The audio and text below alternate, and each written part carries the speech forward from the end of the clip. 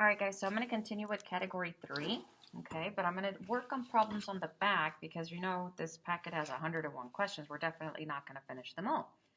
But I want to expose you to as many questions as I can. So please, please, please make sure you're taking good notes. Make sure you're studying already. Our test is next Thursday, May the 6th.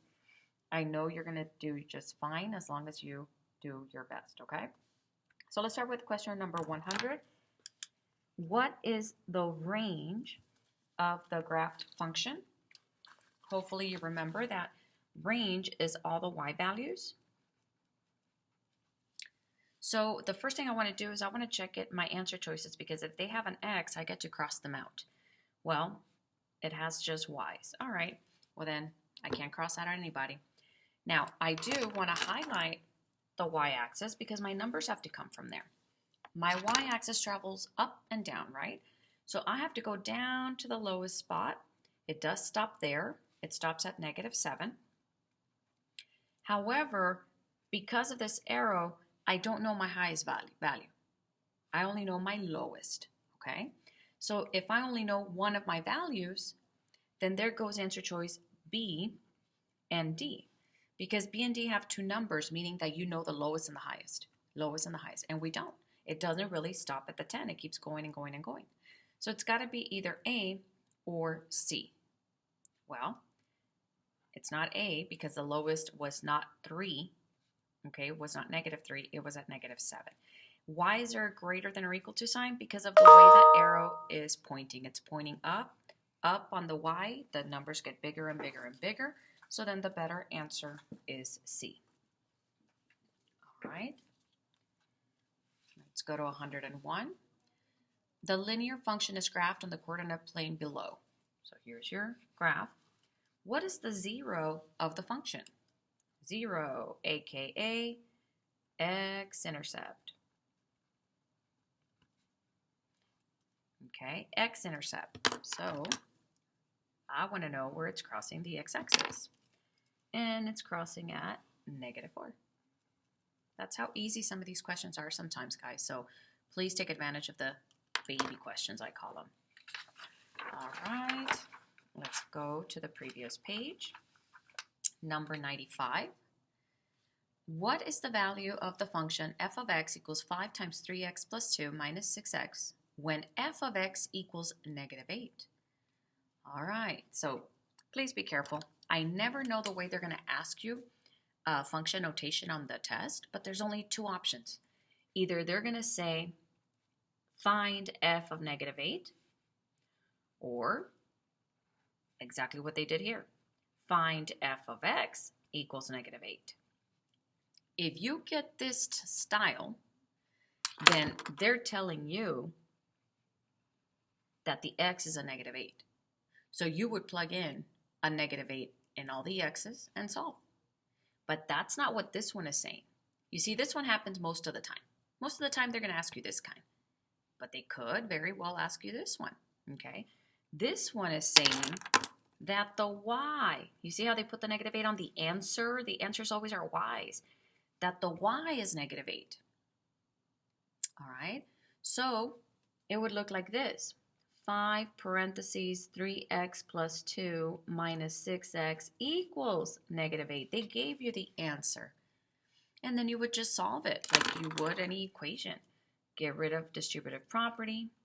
15x plus 10 minus 6x equals -8. Combine your like terms. 15 minus 6, that's 9x plus 10 equals -8. Move the 10 over. So now you have, I'm going to continue right here, 9x, -8 and another -10 is -18. Divide by 9, divide by 9, x is -2. Negative, and you got to bubble it in, -2. Now that's one way, okay? But if something is given to you in y equals format, then you've got to make sure that you always check if the y equals button is going to help you somehow, okay? So 5 times 3x plus 2, and then minus 6x. I'm going to go to the table. Please don't look for the -8 on the x.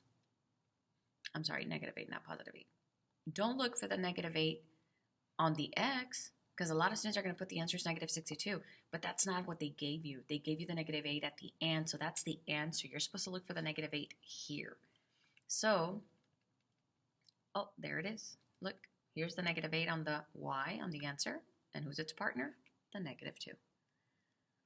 All right, so if you don't want to do any calculations yourself, put it on y equals and look at the table. Just make sure you know which type of problem is it. Are they giving me the x? Is it inside the parentheses? Or is it on the outside as my answer? Okay, so know the difference. All right, right across from here, it says which value makes the equation of x true. So again, you're just solving for x. Okay, you've got two options here. One is to solve it by hand. So there's a distributive property here with a negative 1. So I'm going to bring this guy down. Negative 5x, negative 1 times negative 7 is positive 7. Negative 1 times the negative 4x is positive 4x equals, and then there's another distributive property here. Negative 2 times 3x is negative 6x. Negative 2 times negative 4 is positive 8. You combine your like terms. So these are like terms. Negative 5 plus 4x, that's negative 1x. Plus 7 equals, I can't combine any of these, so I'm good. Letters left, numbers right, okay? So letters left, I'm going to add 6 to both sides. So that's going to give me 5x plus 7 equals 8. And I'm going to subtract 7 to both sides because I want numbers on the right side. So 5x is equal to 1. Divide by 5, divide by 5. X is equal to 1/5. And there it is. Now, what's the calculator shortcut? You can do this on every single solve for x problem, okay? You're going to go to y equals, and you are going to put the left side, all of this, on y1. So 5x, regardless of what letter they're using, always use x. 5x minus, parentheses, negative 7 minus 4x, close it.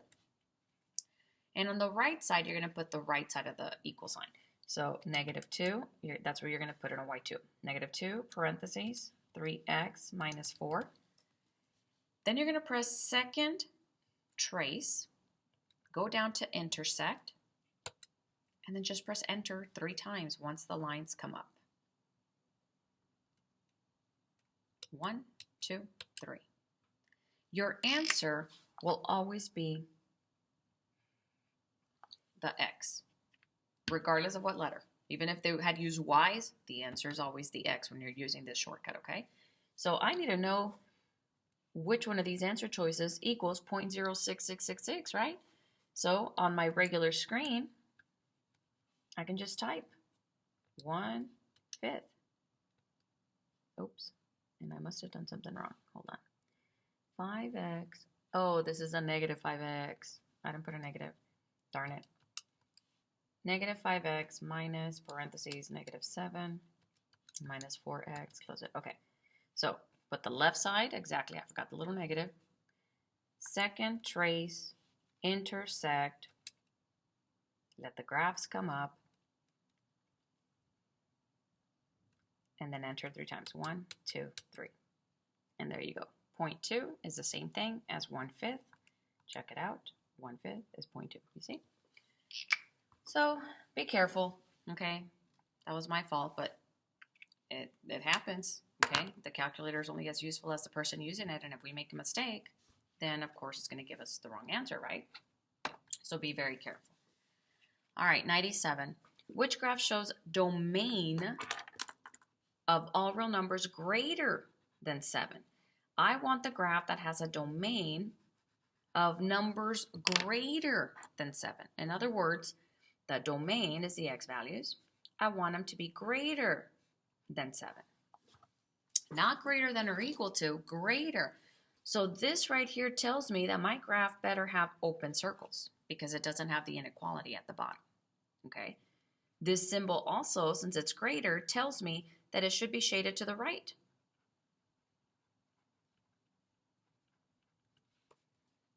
So I go look, and the number that it should start off on is 7.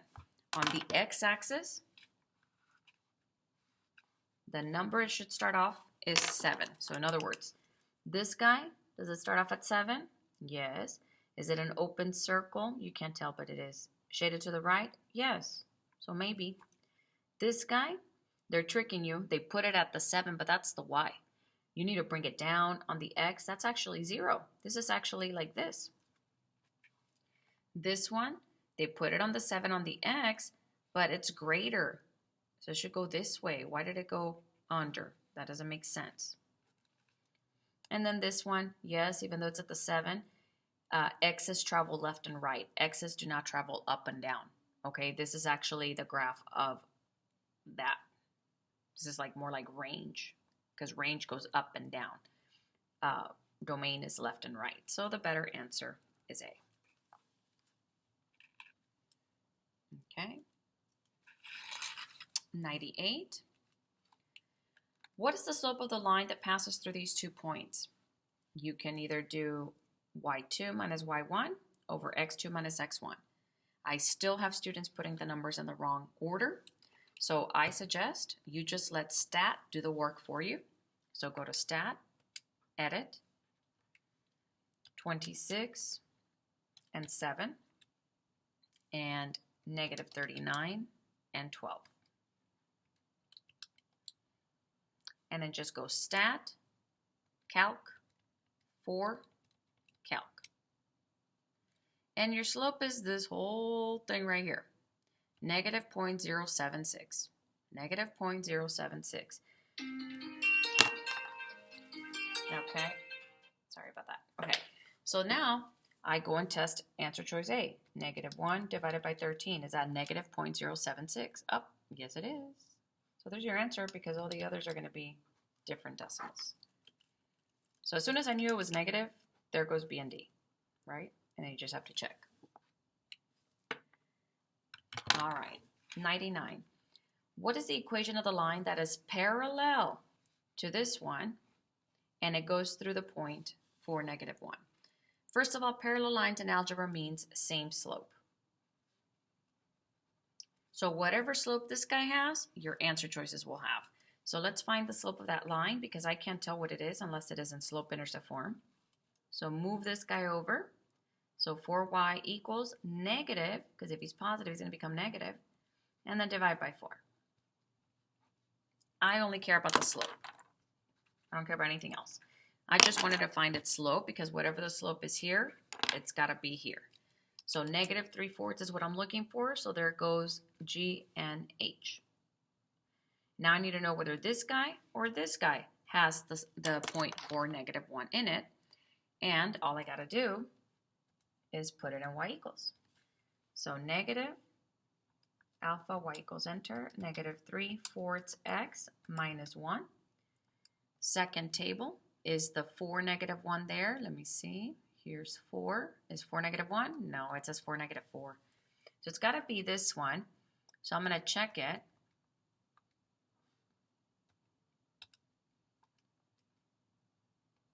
And there you go, 4 negative 1. So the answer is J.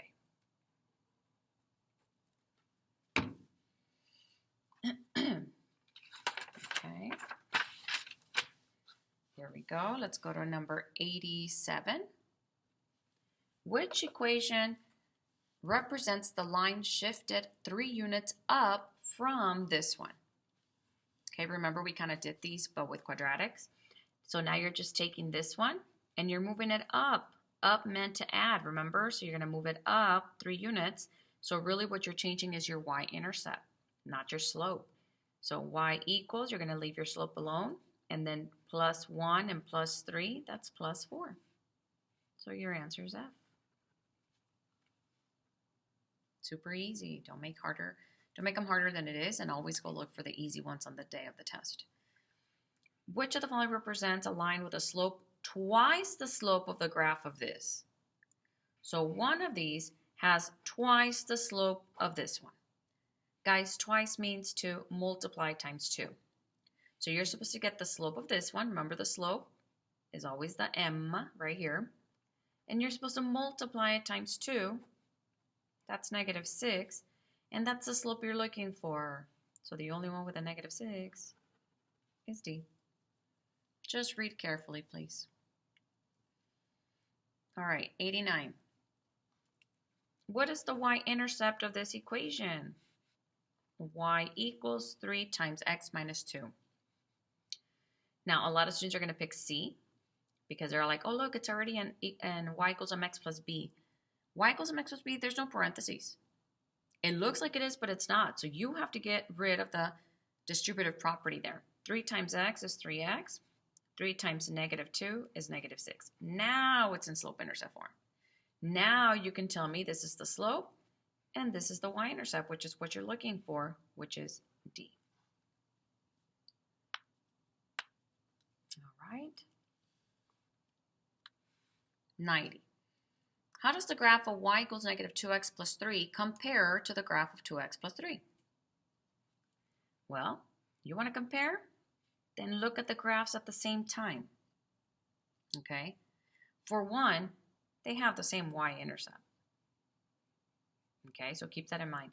They have the one is a 2 positive, one's a negative 2. So let's graph them, and then we'll read the answer choices.